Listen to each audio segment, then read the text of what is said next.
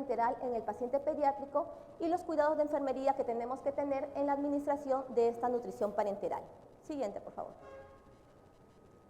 ¿Y qué cosa es nuestra nutrición parenteral? La nutrición parenteral, como bien lo dice aquí, va a ser el suministro de nutrientes. Lo que nosotros normalmente ingerimos vía oral, lo vamos a pasar a través de la vía endovenosa, ¿no? ¿Por qué lo pasamos? ¿No? Por una serie de patologías que nuestro paciente pueda estar presentando. Aquí nos dice que es cuando las condiciones de salud le impiden a nuestro paciente ingerir los alimentos de manera fisiológica, de manera natural, bien sea por la vía oral o bien sea a través de sonda, por la vía enteral. Siguiente, por favor. Los objetivos de mi nutrición parenteral para comenzar es frenar el hipercatabolismo.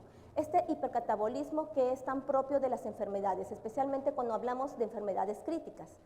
También tenemos como otro objetivo favorecer la inmunorregulación, que nuestro sistema inmune se fortalezca para que nuestro paciente también dé frente a este tipo de problemas. Y el de mantener un balance de energía positivo que no solamente permita que mi paciente se recupere de la patología, sino también que me permita que mi paciente pediátrico crezca y se desarrolle de manera óptima, ¿no? Aquí nosotros tenemos como que un poquito de conflicto porque no hablamos de un paciente adulto. Un paciente adulto que ya alcanzó todo lo que es su desarrollo, yo solamente me voy a centrar en lo que es esta función metabólica o esta función nutricional. En el caso de mi paciente pediátrico, yo también me tengo que centrar en lo que es esa función de crecimiento y desarrollo y que este sea óptimo y que no sea menguado por la enfermedad que pueda estar presentando en estos momentos. Siguiente, por favor. ¿Y cuáles serían las indicaciones de esta nutrición parenteral? Para comenzar, todos mis pacientes que son neonatos prematuros reciben NPT. Gracias. Reciben NPT, ¿no? Ese es uno que está ya protocolizado desde antes que nosotros existiésemos como central de mezclas. Era el Instituto de Materno Infantil, la Maternidad de Lima, que nos ofrecía este servicio de lo que era nutrición parenteral. Eso permite de que mi neonato, hasta que alcance la madurez del tracto gastrointestinal, pueda estar siendo alimentado a través de la vía endovenosa. Para los niños que son sometidos a cirugías gastrointestinales, ¿no? Han perforado, donde haya hecho algún tipo de resección intestinal, pacientes con síndrome de intestinos cortos, que esos son pacientes o patologías de largas estancias y por los cuales también reciben largos periodos de nutrición parenteral, porque por más que nuestro niño pueda ingerir alimentos por vía oral o por vía enteral, estos no son absorbidos de manera adecuada, ya que el tracto gastrointestinal ha sido bloqueado, ha sido cortado. Cuando el paciente pasa por estados de hipercatabolismo, propio a lo que es la enfermedad y también por lo que es la edad, y cuando no hay una absorción de nutrientes por vía gastrointestinal o esta absorción es una absorción mala, ¿no? Los niños que no alcanzan los requerimientos nutricionales, al menos deberían alcanzar el 60% de los requerimientos nutricionales para yo poder asegurar de que mi niño pueda estar desarrollándose o cumpliendo sus funciones básicas. ¿Y cuáles son los componentes de la nutrición parenteral? Ustedes conocen nuestros alimentos, ¿no? Todo el mundo hemos comido, todo el mundo conocemos cómo preparamos los alimentos y sabemos que se divide en dos bloques, en la parte de los macronutrientes y de los micronutrientes. Lógicamente todos son de manera bastante completa.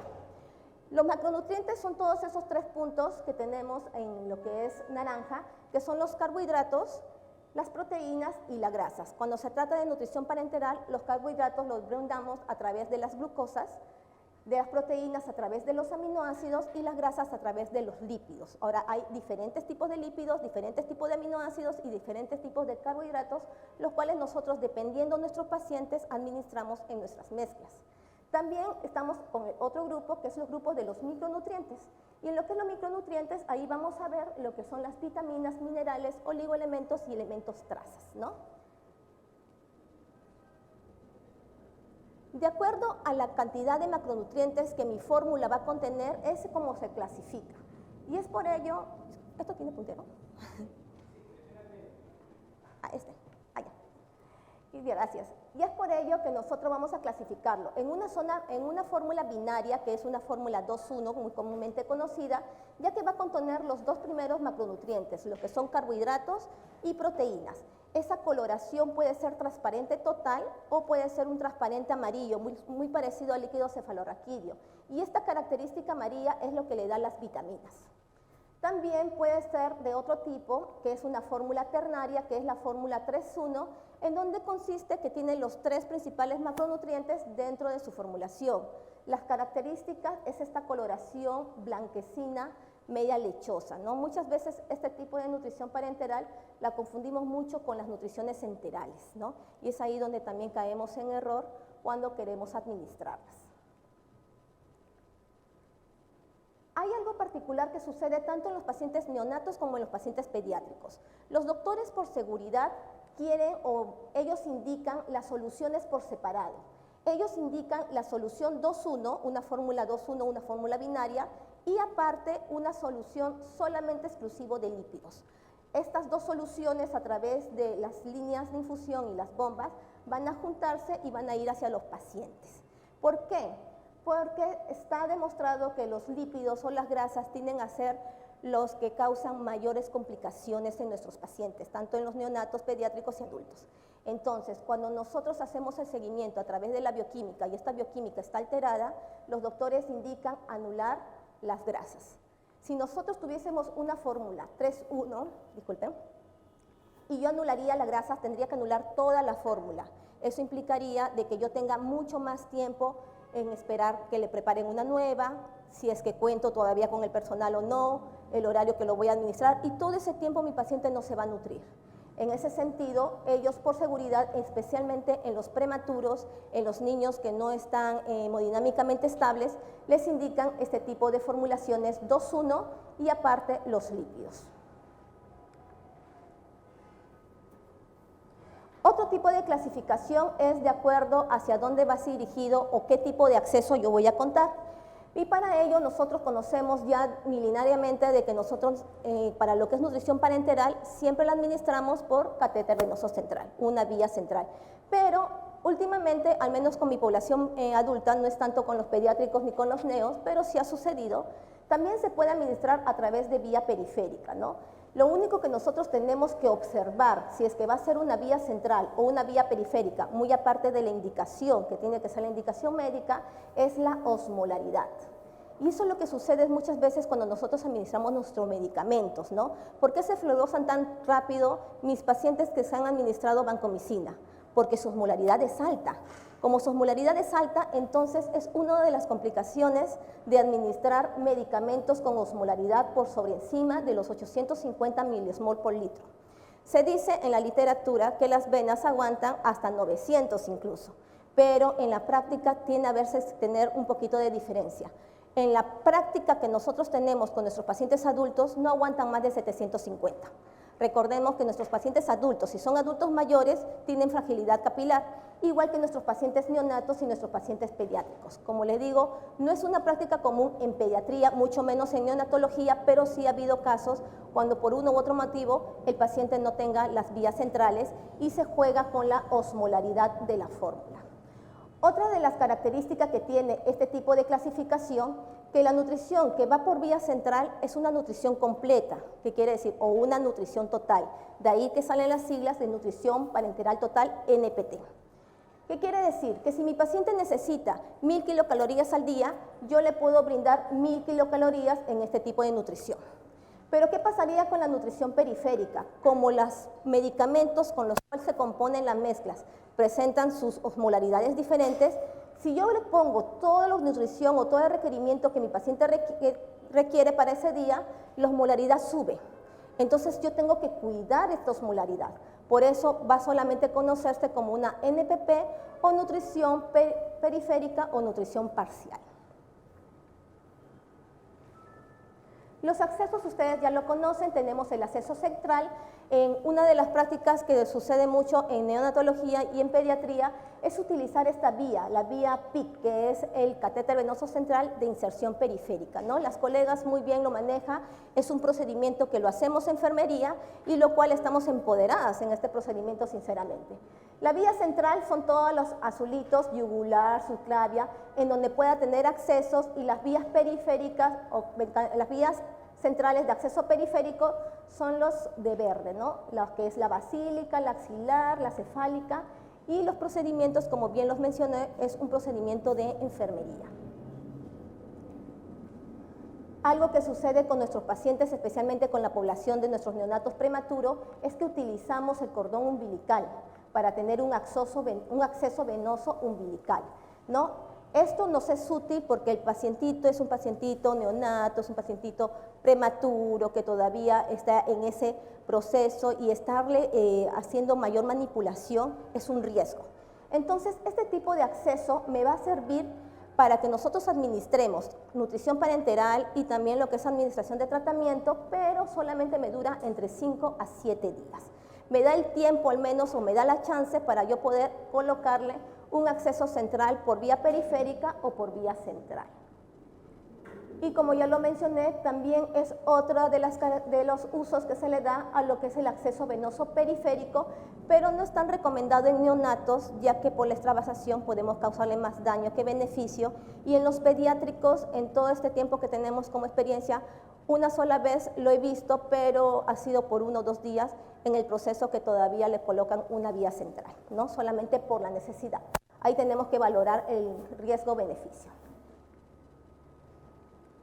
Y cuando nosotros hablamos de cuáles son los requerimientos nutricionales de mi paciente por día, nosotros hablamos del gasto energético.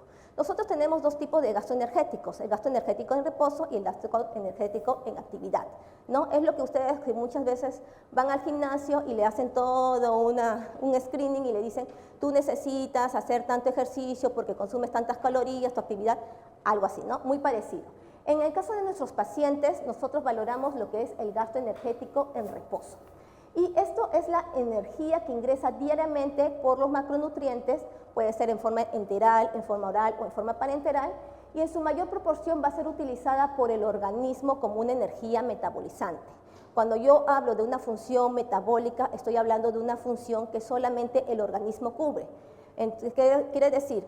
Que es para que mi sistema, mis órganos funcionen de manera adecuada.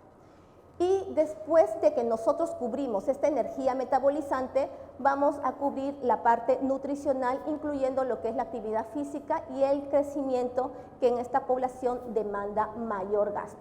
Estas son fórmulas muy conocidas, especialmente en lo que es la edad pediátrica, la más conocida es la Schofield, y lo que requerimos para eso son el peso del paciente y la edad.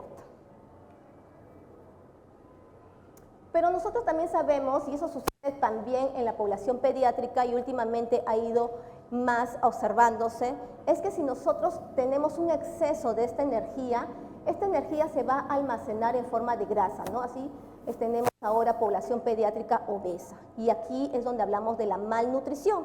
O sea, la nutrición es buena, pero todo en exceso siempre va a ser malo, ¿no? Nosotros, si tenemos un exceso de nutrición, se almacena en nuestro tejido adiposo. Y si tenemos un déficit en nuestra nutrición, van a salir de nuestros almacenes, especialmente de la zona muscular. Y es por eso que esta gráfica de los niñitos, que son huesitos y pellejos, es muy común cuando hablamos de desnutrición. Es bien difícil recuperar a un paciente que está desnutrido. Por más que coma, le demos nutrición parenteral, no es imposible, pero es bien difícil. La idea es no llegar a que nuestras almacenes musculares se desgasten. Esa es la idea con este tipo de unidades que tenemos en los hospitales. Ahora hablemos sobre lo que son los cuidados de enfermería en la administración de esta nutrición parenteral. Para comenzar, nosotros siempre pedimos a los servicios que protocolicen la nutrición. La nutrición, si bien era exclusivo para lo que era cuidados críticos, tanto adultos, pediátricos como neonatos, ahora es para todo el hospital, ¿no? Este tipo de unidad ha permitido de que no solamente se beneficien mis pacientes críticos, sino también se beneficien mis pacientes que lo requieren y que va a hacer que su calidad de vida mejore y asegurar también una pronta recuperación. Para comenzar, nosotros colocamos todo desde la indicación médica. Si bien nosotros somos un equipo multidisciplinario conformado por 4 profesiones, nos llegan nuestras sugerencias, los damos a través de interconsultas. Esa sugerencia tiene que ser traspasada por una indicación médica, ¿no? En la historia clínica.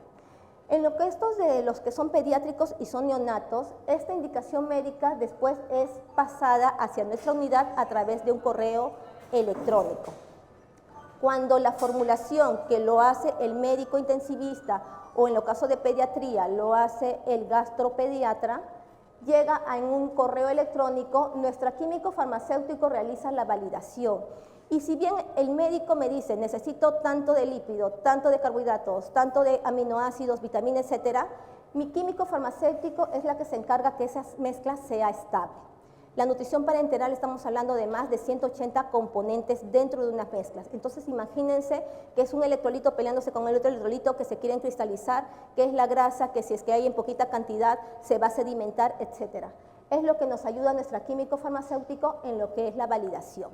A la par, enfermería hace la coordinación con el servicio y esta coordinación es porque nosotros como unidad no solamente brindamos el producto, que es la nutrición parenteral, sino también brindamos todos los insumos para que esa nutrición parenteral llegue a mi paciente, ¿no? Es algo que no tienen las otras instituciones, en donde muchas veces solamente se brinda el producto, y es algo que también hacíamos cuando tercerizábamos. Yo te doy la nutrición y ustedes verán cómo lo van a administrar, en qué tiempo, con qué insumos, equipos, etcétera. Nosotros sí hacemos esa coordinación y brindamos al servicio lo que es, aparte de la bolsa de nutrición parenteral, la línea por donde va a pasar y la bomba que van a utilizar. A la par hacemos el seguimiento y el monitoreo, porque también es importante saber que la nutrición lo están pasando de la manera adecuada, porque, como les digo, antes era exclusivo de cuidados críticos y las colegas intensivistas conocen muy bien esta práctica, pero ahora también lo tenemos en hospitalización. Y si bien pueden haberlo conocido o haberlo visto en un momento, como no ha sido común, se nos olvida algunos conceptos. Entonces es importante hacer este monitoreo y seguimiento para que el producto sea un producto seguro para mi paciente. Entonces yo como enfermera, ¿qué es lo que debo conocer de la fórmula? Para comenzar tengo que conocer su composición.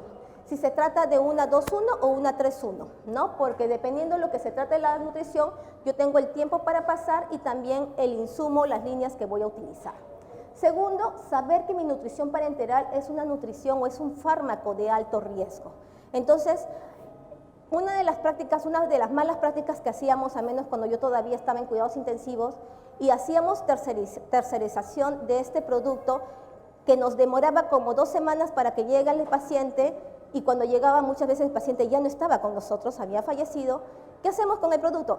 Pásaselo a otro paciente. No, las fórmulas son individualizadas, lo que requiere el paciente es lo que se le brinda. Por eso no es un medicamento que yo se lo puedo pasar al pacientito Juanito y después se lo puedo pasar a María o lo pueden compartir. Todas las fórmulas es de acuerdo a lo que los pacientes quieren, mucho más cuidado en nuestra población pediátrica. Tener prácticas seguras en la administración, y aquí estamos poniendo énfasis en todo lo que es las medidas de bioseguridad y el uso adecuado de los dispositivos, y aquí estamos viendo lo que son el uso de las bombas y de las líneas de infusión. Y estos son los materiales que nosotros necesitamos para la administración de nuestra nutrición parenteral. Comenzamos por las bombas, las líneas que tienen que ser radioopacas y los filtros, que también es una práctica que nosotros hemos instaurado para que sea más segura esa administración. Acá le vamos a explicar cada una. Ustedes conocen diferentes tipos de bombas, diferentes marcas, diferentes empresas. Lo importante es que sean bombas volumétricas y estas bombas me den exactitud en la administración. Los neonatos me administran 0.3 mililitros por hora. Imagínense esa exactitud que tienen que tener estas bombas para que yo esté segura que se le administra esa cantidad a mi neonato y no le perjudique ni le haga mayor daño, ¿no? Entonces, casi siempre estas bombas tienen, uno, que estar en mantenimiento constante, y dos, que tienen que tener este margen de error lo menos posible para asegurarnos de que estamos administrando nuestra nutrición exactamente como la indicación. Las bolsas fotoprotectoras. Las bolsas fotoprotectoras, en mi unidad utilizamos este tipo de bolsas, que también está la etiqueta por la parte exterior, es porque nuestra nutrición parenteral es fotosensible. Y tal vez no sean todos los componentes, pero sí componentes principales que tiene esta fotosensibilidad, por ejemplo, las vitaminas. Entonces, las vitaminas a la luz se oxidan. Si es que nosotros hacemos que se oxiden, simplemente no le estamos pasando nada a nuestros pacientes y estamos perdiendo uno de los insumos. No solamente es la exposición a la luz, sino también evitar la exposición al calor, porque también hace que nuestras fórmulas se degraden, se rompan sus moléculas y hagan una separación de fases. Las líneas de infusión, ya de un tiempo acá nosotros brindamos lo que es las líneas de infusión opacas, ¿no? Eso puesto como la misma explicación, la fórmula es fotosensible. No solamente tengo que cuidar la parte de la formulación de la bolsa, sino también todo el trayecto hasta que llega a nuestros pacientes. Entonces, nosotros nos ayudamos bastante con lo que son las líneas radiopacas porque ya nos evita el estar forrándolas, ¿no? Antiguamente buscábamos con qué forrarlas y hacíamos todo un trabajo de forrar nuestras líneas que era incómodo, que demandaba más trabajo a la enfermera y lo cual hacía, pues, no también demandaba tiempo. Estas líneas pueden ser líneas con filtro que ya están incluidos o líneas simples a las cuales le vamos a incluir un filtro y normalmente duran 24 horas, ¿no? Realmente la literatura nos dice que cuando se trata de infusiones lipídicas que son de grasa, duran sí o sí 24 horas, no más. Pero las infusiones de 2-1, que son las de aminoácidos, esas podrían durar hasta de 48 hasta 72 horas. En la población de neo y de pediatría, por seguridad, nosotros ya hemos protocolizado que solamente duren 24 horas. Evitamos mayor riesgo en esta población. Y estos son los filtros que utilizamos para lo que es nutrición parenteral. Tenemos filtros de 1.2 micras que vamos a ser utilizados para las nutriciones 3-1, las que contienen grasas, ya que las moléculas de grasa son más grandes, y las de 0.22 que se va a utilizar para las nutriciones 2 en 1, que son las transparentes. ¿Y por qué utilizamos filtros? Para comenzar, ya sabemos que las moléculas de grasas tienen mayor medida, ¿no? Mayor de 6 milímetros, y esto podría ocasionar algún tipo de trombosis, de embolia. Entonces, por prevención, nosotros colocamos lo que son los filtros de nutrición parenteral. Además, recordemos que mi nutrición parenteral lleva muchos electrolitos, ¿no? Y uno de los electrolitos que les encanta pelearse es el fósforo con el calcio. Les gusta pelearse y convertirse en cristales. Entonces, estos cristales también, si pasan al torrente sanguíneo, puede generarme algún tipo de embolia. Entonces, por eso es la importancia de utilizar los filtros en la nutrición parenteral.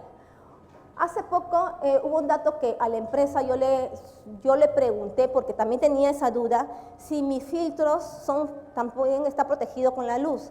No, no está protegido con la luz. A pesar de que en alguna oportunidad están mis líneas, a ver, me pase mucho. Las líneas pueden tener los filtros ya adheridos. Estos deberían ser cubiertos también, porque esa parte no es radiopaca, no es todavía está expuesto hacia la luz. Entonces, si tenemos un filtro que va a ser un filtro externo, sí o sí también deberíamos protegerlo contra la luz. Los tipos de infusión y la administración en la administración parenteral. Nosotros normalmente conocíamos que la nutrición parenteral debería ser infundida en 24 horas continua.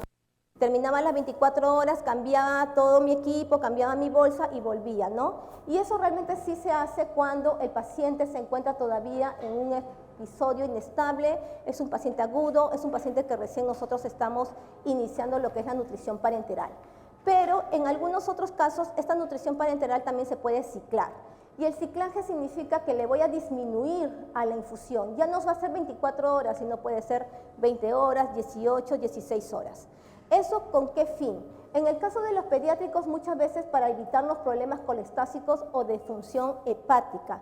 El lípido está asociado a esos problemas. Entonces, como están por separado las infusiones, muchas veces ustedes han visto de que la infusión de lípido la pasan en 16 horas y la infusión de la nutrición 2.1 la pasan en 20 o 24 horas. Haciendo de que ese resto de horas que no se le va a pasar lípido, el hígado, que es donde se metaboliza esta mezcla, vaya a descansar, ¿no? Que no se le esté golpeando mucho al trabajo de lo que está realizando nuestro órgano. Con respecto a lo que es transporte y conservación, para comenzar nosotros debemos mantener la cadena de frío en lo que es la nutrición parenteral. La nutrición parenteral debería ser almacenada en conservadoras de 2 a 8 grados centígrados, ¿no?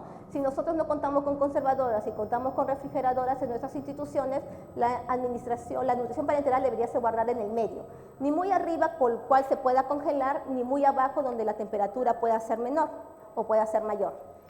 Para lo que es el transporte, igual que cuando nosotros transportamos nuestros hemoderivados, tiene que hacerse a través de coolers, ¿no? Si no son coolers, son a través de caja de tecno por ambientadas, ¿no? Tiene que tener su hielito, tiene que tener su campo, y ahí nuestras nutriciones parenterales tienen que ser transportadas. Nunca se transporta la nutrición parenterales como si fuese un bebé, ¿no? Cargándola con un trapito o una sábana y llevándomela a mis servicios. Tiene que tener adecuada transporte, y si al momento que llega a su servicio no se va a utilizar la nutrición, se pasa a la refrigeradora. Si en caso en ese momento ya le tocó el cambio, entonces se mantiene hasta que la licenciada, que en unos 30 hasta 60 minutos puede esperar en el cooler, le vaya a colocar a su paciente esta nutrición. La nutrición, antes de que nosotros administremos la nutrición a nuestros pacientes, esta tiene que adquirir la temperatura ambiente. Eso quiere decir que yo tengo que retirar del conservador entre 1 a 2 horas antes para que adquiera la temperatura ambiente y esta pueda ser después administrada a nuestros pacientes. En el caso del Hospital 2 de Mayo, las nutriciones parenterales se realizan todos los días y se realizan por día. Quiere decir que mis nutriciones están saliendo de la central de mezcla a las 2 de la tarde y solamente han estado en la refrigeradora o en la conservadora por 1 hora. O sea, no son tan congeladas, no necesito tanto tiempo para que adquiera la temperatura ambiente. Recordemos también de que si nosotros seguimos una buena conservación, una buena cadena de frío, esta nutrición parenteral me va a durar 7 días, ¿no? No dura más, tiene un tiempo de vencimiento muy corto, ya que se trata de una fórmula magistral. Estos son los correctos en la administración de la nutrición parenteral, que es los mismos correctos que nosotros utilizamos como enfermería en la administración de los tratamientos endovenosos, ¿no? Actualmente al inicio eran 5, después fueron 10, ahora creo que son 15. Yo siempre les digo, con tal que sepan los 5, para mí estoy más que tranquila. Lo demás ya se va a venir ya en lo que nosotros vayamos a observar en la formulación. Lo que dicen aquí es todo lo que nosotros encontramos en la etiqueta, por eso esta etiqueta es una etiqueta bastante completa. Medicamento correcto, nutrición parenteral 2.1. Paciente correcto, el pacientito Barrientos tal. Dosis correcta, 2.5 mililitros por hora. Vía correcta, vía central, ¿no? Entonces, toda esta información y hasta además lo encontramos en nuestra etiqueta. Lo único que tenemos que hacer es darnos el tiempito de poder leerla. La fecha de la administración, la fecha de la elaboración, el vencimiento, quién lo preparó, los componentes de la mezcla, los datos del paciente como cama, historia clínica, el número de nutrición parenteral que ya va recibiendo y algunas recomendaciones que va en la parte de abajo. Contar siempre con nuestras medidas de bioseguridad, es importante, ¿no? Todos nosotros ya conocemos lo que son las medidas de seguridad, pero a veces por el tiempo, por el trajín, por la falta de insumo, no las aplicamos. El lavado de manos, que es universal, es lo que mejor se ha probado de que evita estas infecciones cruzadas. El calzado de guantes estériles y el uso de mandil estéril, aparte de lo que es la tapaboca y el gorro para evitar pues, que salga por ahí algunos pelitos. Estas son imágenes del Instituto de Salud del Niño, que tienen muy bien protocolizado todo lo que es la administración de la nutrición parenteral. Y aquí, como ustedes ven, nuestra enfermera está totalmente vestida con sus guantes estériles, con su gorro, con su mascarilla N95 y en una mesa de mayo o una mesa aparte ya extendió todo lo que es su campo estéril para que encima coloque todos los materiales a los que va a usar. Si se dan cuenta, aquí la infusión son doble, ¿verdad? La 2.1 y la de lípidos. Ella misma hace lo que es el purgado de la línea y en colaboración con otra colega nos va a ayudar a hacer lo que es la colocación de la fosa fotosensible y que ésta después sea llevado a la unidad del paciente. Recordemos más o menos los pasos en lo que es la administración. Primero se comienza con la apertura de la bolsa, colocar en un campo estéril todos los materiales, conectar con nuestra línea de infusión, realizar la limpieza del lumen a lo que vamos a utilizar y hacer la conexión de nuestra nutrición parenteral, que eso lo vamos a ver en más detalle en nuestro taller. Recordemos también que una vez conectada la nutrición parenteral, una vez que yo conecte la línea de infusión, esta me va a durar solamente 24 horas, ¿no? Desde ahí comienza el tiempo cero para que nuestro pacientito reciba la nutrición parenteral. ¿Por qué? Porque nuestra nutrición parenteral es un caldo de cultivo. Es tan buena para los pacientes como tan rica para las bacterias y los hongos y todo lo demás. Entonces, mientras más tiempo de exposición, más tiempo en el que pueda estar expuesto a algún patógeno que haya en el ambiente. Colocar la hora de inicio y la fecha en los equipos. Eso nos permite hacer el monitoreo de que sí se están dando esos equipos como debe ser, y la hora de inicio me va a permitir de que si iniciamos a las 6 de la tarde, al día siguiente solamente me dura hasta las 6 de la tarde. A veces los niños tienen tomografía, sala de operaciones, lo desconectan continuamente, entonces no me va a durar 24 horas, me va a durar más. Nuestra recomendación siempre es 24 horas y lo que sobre lamentablemente lo vamos a tener que descartar, ya que lamentablemente porque es un producto bastante caro. Pero es costo y beneficio. Antes de hacerle mayor daño, preferimos descartarlo y darle otra infusión. No se recomienda el utilizar una llave de 3 vías, ya que no hemos visto que son como puertas abiertas hacia la parte endovenosa. A diferencia de ello, se recomienda los conectores libres de aguja, pero en muchas instituciones no hay, ¿no? En ese sentido, todavía hay que valorar que estas llaves de 3 vías sean cambiadas cada 24 horas. Limpiamos el conector del lumen con alcohol al 70% o clorhexidina, con lo cual nosotros tengamos, y verificamos la permeabilidad del mismo con cloruro de sodio en una jeringuita de 5, haciendo una técnica push, stop, push, que significa que si yo tengo cloruro de sodio, 5 centímetros cargado, paso 1 centímetro, me detengo, paso otro centímetro, me detengo, paso otro centímetro, me detengo. Y eso hace que en el interior del lumen se genere una turbulencia, lo cual va a arrastrar todo lo que pueda estar adherido a las paredes de ese mismo lumen. Conectar la línea radiopaca y programar la bomba de difusión y cubrir la zona de conexión con las gasas estériles. Muchas veces todo el lumen está bien cubierto, pero justo en la conexión es lo que está libre. La idea es que sea la conexión la que se cubra, puesto que es ahí donde vayan a ingresar todos los patógenos a nuestros niños. Las complicaciones de la nutrición parenteral. Aquí la vamos a dividir con complicaciones relacionadas al catéter y complicaciones relacionadas a la solución. Una de las complicaciones relacionadas al catéter y la más principal son estas infecciones o estas sepsis, y eso está relacionado al manejo que nosotros le damos al catéter y a nuestras medidas de bioseguridad.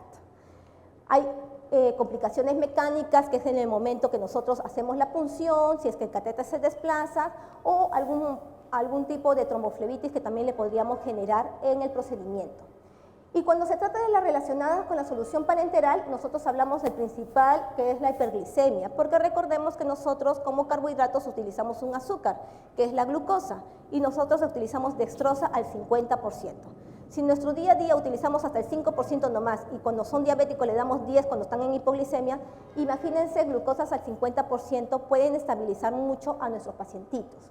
También hay alteraciones electrolíticas, especialmente cuando son pacientes que han tenido bastante tiempo de ayuno o son pacientes desnutridos. Por muy poquita nutrición que le damos, se disparan los que son los electrolitos y esto puede generar algún tipo de arritmia. Y las hepáticas y colestásicas, como les decía, que están relacionados más con las grasas o los lípidos. ¿Qué hacer? Los cuidados en lo que es la inserción propiamente dicha. Muchos de los niñitos, la inserción de los catéteres centrales lo hacen en sala de operaciones con toda la esterilidad del caso.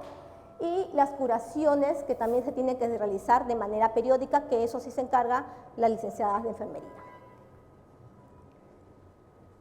Esta es una de las preguntas que muchas veces me hacen los colegas sobre que si un catéter de 3 lumen, al menos en la población adulta me lo hacen más. Si tengo un catéter de 3 lumen, ¿qué lumen utilizo? En la literatura nos dicen que es el lumen medial el que tenemos que utilizar, puesto que el lumen distal casi siempre ha sido asociada para la toma de esta presión venosa central. Pero lo que yo siempre les recomiendo que entre los 3 lúmenes, el más grueso o el más amplio es el lumen distal. Entonces es el que me va a prevenir de que se obstruya este lumen. Lógicamente necesitamos también tener esa práctica de permeabilizar antes y después de la administración de nuestra nutrición parenteral. Pero si en ese momento voy a volver a conectarlo, igualito se tiene que permeabilizar antes y después de la administración de nuestra nutrición parenteral. Cuando se trata de complicaciones metabólicas, nosotros realizamos un seguimiento continuo de la bioquímica, ¿no? ¿Qué es lo que normalmente pedimos en nuestros pacientes? Perfil hepático, perfil lipídico, glucosauria creatinina, electrolitos séricos como sodio, potasio, magnesio, fósforo, calcio y un hemograma completo. De acuerdo a los resultados que nosotros obtenemos, nosotros sabemos si es que le tenemos que colocar más o menos de algún componente. Por ejemplo, en los pacientes que tienen el fósforo muy bajito, colocamos dosis máximas en nuestra formulación. Los pacientes que están con problemas de trigliceridemias, eliminamos la parte de los lípidos de nuestra formulación y así sucesivamente de acuerdo a lo que nosotros encontremos en los resultados bioquímicos. Recordemos que esta fórmula es una fórmula individualizada y es un monitoreo de todos los días que se realiza a nuestros pacientes pediátricos neonatos y también a nuestros pacientes adultos. Y eso sería todo. Muchas gracias.